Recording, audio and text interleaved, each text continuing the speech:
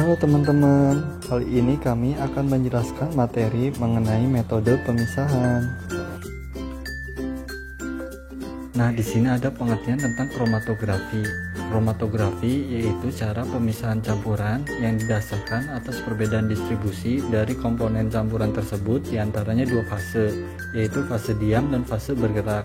Fase diam dapat berupa zat padat atau zat cair, sedangkan fase bergerak dapat berupa zat cair atau gas.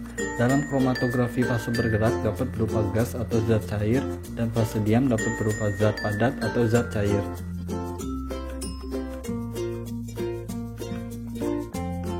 Nah, selanjutnya ada kromatografi kertas atau KKT, yaitu metode analitik yang digunakan untuk memisahkan bahan kimia berwarna, terutama pigmen. Dalam kromatografi kertas, perbandingan jarak rambat diukur sampai titik yang memberikan intensitas maksimum pada bercak. Suatu senyawa tertentu terhadap jarak rambat fase gerak diukur dari titik penotolan, dinyatakan sebagai harga RF suatu senyawa tersebut. Adapun tahapan proses dari kromatografi kertas atau KKT, yaitu cuplikan yang mengandung campuran yang akan dipisahkan diteteskan ke daerah yang diberi tanda di atas potong kertas saring. Kemudian bila noda telah kering, kertas dimasukkan dalam bejana tertutup, di mana tetesan cuplikan ditempatkan tercelup dalam pelarut yang dipilih sebagai fase bergerak. Selanjutnya, pelarut bergerak melalui serat dari kertas oleh gaya kapiler, sehingga menggerakkan komponen dari campuran cuplikan pada perbedaan jarak.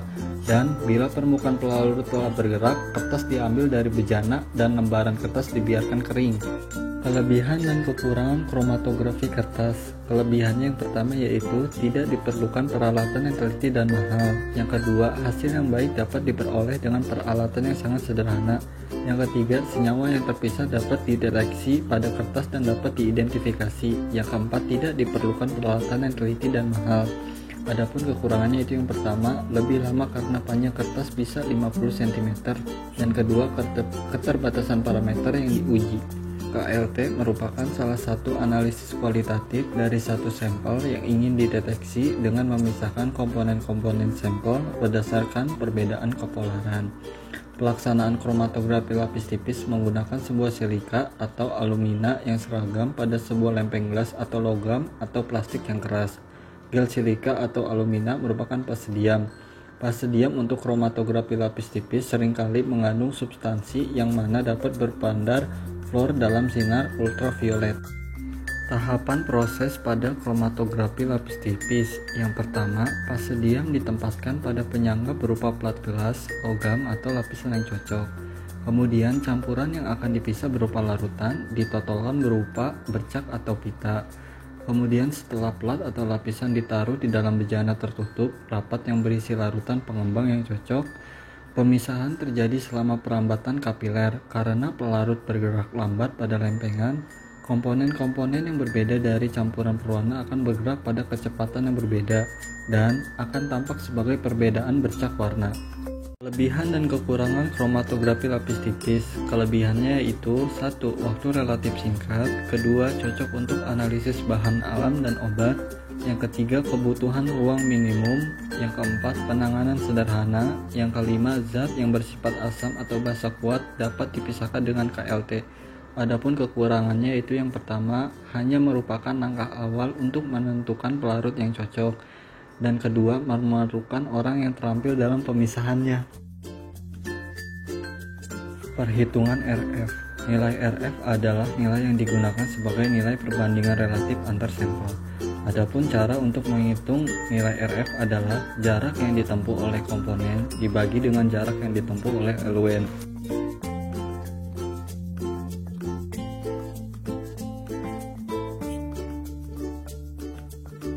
Berikut penjelasan pada gambar di bawah ini, yaitu spot untuk A nilai RF-nya itu 1,4 dibagi 10 sama dengan 0,14. Untuk yang B yaitu 5,5 dibagi 10 sama dengan 0,55. Untuk yang C 8,6 dibagi 10 sama dengan 0,86. Penampak bercak spesifik dan universal. Tujuannya yaitu untuk melihat noda pada plat. Untuk reaksi penampak bercak spesifik digunakan drag and drop, vanillin H2SO4, FeCl3, dan Lieberman Burchard. Sedangkan untuk reaksi penampak bercak universal digunakan etanol. Jenis-jenis silika gel. Yang pertama, silika gel dengan pengikat.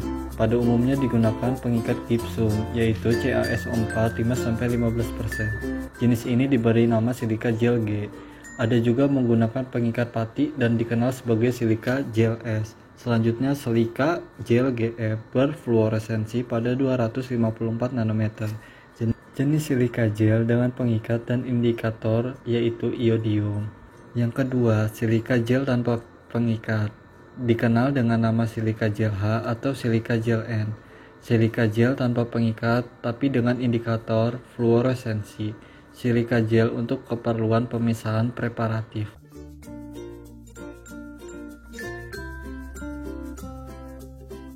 Selanjutnya, kromatografi kolom. Kromatografi kolom adalah kromatografi yang menggunakan kolom sebagai alat untuk memisahkan komponen-komponen dalam campuran.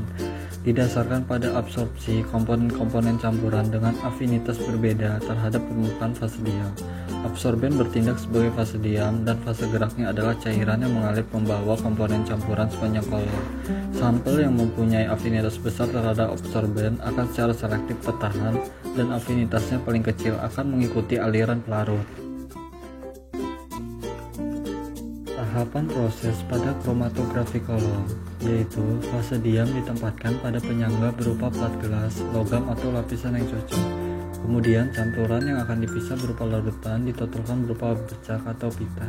Setelah plat atau lapisan ditaruh dalam bejana atau chamber tertutup rapat yang berisi larutan pengembangan yang cocok. Pemisahan terjadi selama pengerempatan kapiler karena pelarut bergerak lambat pada lempengan. Komponen-komponen yang berbeda dari campuran berwarna akan bergerak pada kecepatan yang berbeda dan akan tampak sebagai perbedaan bercak warna.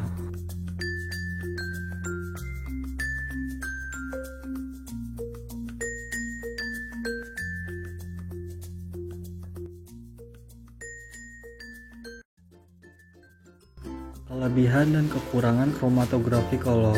Kelebihannya itu yang pertama, dapat digunakan untuk analisis dan aplikasi preparatif. Yang kedua, digunakan untuk menentukan jumlah komponen campuran. Yang ketiga, digunakan untuk memisahkan dan verifikasi substansi. Yang keempat, dapat digunakan untuk analisis dan aplikasi preparatif. Adapun kekurangannya yaitu yang pertama, untuk mempersiapkan kolom dibutuhkan kemampuan teknik dan manual. Yang kedua, metode ini sangat membutuhkan waktu yang lama. Kromatografi vakum cair atau KVC. Kromatografi vakum cair merupakan salah satu jenis dari kromatografi kolom. Kromatografi vakum cair dilakukan untuk memisahkan golongan senyawa metabolit sekunder secara kasar dengan menggunakan silika gel sebagai absorben dan berbagai perbandingan pelarut N-heksan, etil asetat, metanol, dan menggunakan pompa vakum untuk memudahkan penarikan eluent. Biasanya jenis adsorben ini digunakan silika gel F60. Adsorben ini cocok untuk vaksinasi senyawa yang terdapat pada ekstrak nonpolar atau semipolar, tetapi tidak cocok untuk komponen senyawa yang polar karena senyawa tersebut akan diikat kuat oleh adsorben. Tahapan proses pada kromatografi vakum cair. Yang pertama yaitu kolom kromatografi dikemas kering. Dalam keadaan vakum akan diperoleh kerapatan kemasan maksimum.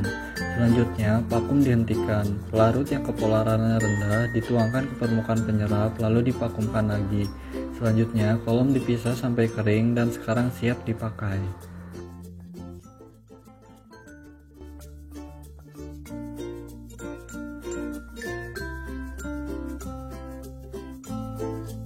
Kelebihan dan kekurangan kromatografi vakum cair. Kelebihannya yaitu yang pertama, konsumsi fase gerak KCV hanya 80% atau lebih kecil dibanding dengan kolom konvensional karena pada kolom mikrobor kecepatan alir fase gerak lebih lambat yaitu 10-100 mikroliter per menit.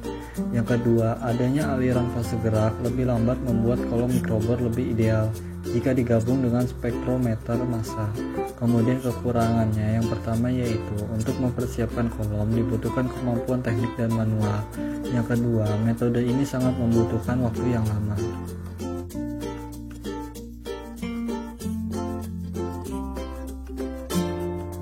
kromatografi cair kinerja tinggi atau KCKT, atau istilah lain dari KCKT yaitu HPLC, merupakan salah satu metode kimia dan fisikokimia. HPLC adalah kromatografi cair kolom modern, di mana teori dasarnya bukanlah baru, tetapi hasil pengembangan dari kromatografi cair kolom klasik. Pada HPLC, analit harus larut dalam cairan, yaitu fase gerak. HPLC dapat digunakan untuk menganalisis senyawa organik dan anorganik, yang pada umumnya tidak dapat menguap.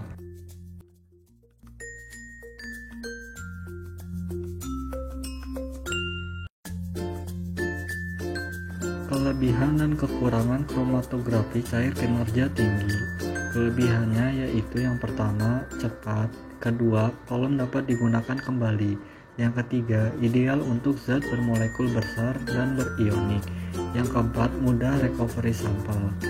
Kekurangannya yang pertama yaitu memerlukan biaya yang banyak untuk proses pemisahannya.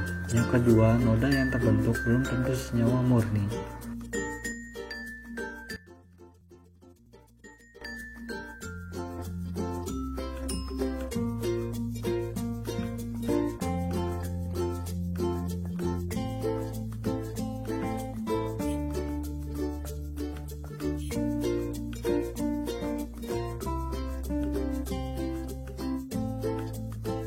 Kromatografi gas. Kromatografi gas merupakan metode yang dianalisis untuk pemisahan dan deteksi senyawa-senyawa organik yang mudah menguap dan senyawa-senyawa gas anorganik.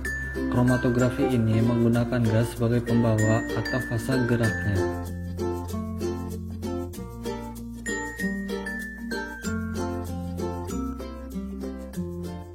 Kelebihan dan kekurangan kromatografi gas. Kelebihannya itu yang pertama, waktu analisis yang sangat singkat dan ketajaman pemisahan yang tinggi. Yang kedua, dapat menggunakan kolom lebih panjang untuk menghasilkan efisiensi pemisahan yang tinggi. Yang ketiga, gas mempunyai viskositas yang rendah. Yang keempat, kesetimbangan partisipasi antara gas dan cairan berlangsung cepat, sehingga analisis relatif cepat dan sensitivitasnya tinggi. Yang terakhir, pemakaian fase cair memungkinkan kita memilih dari sejumlah fase diam yang sangat beragam yang akan memisahkan hampir segala macam campuran. Adapun kekurangannya itu yang pertama, teknik kromatografi gas terbatas untuk zat yang mudah menguap. Yang kedua, kromatografi gas tidak mudah dipakai untuk memisahkan campuran dalam jumlah besar. Yang ketiga, fase gas dibandingkan sebagian besar fase cair tidak bersifat reaktif terhadap fase diam dan zat terlarut. Sekian penjelasan dari kami tentang metode pemisahan. Semoga bermanfaat bagi teman-teman semua.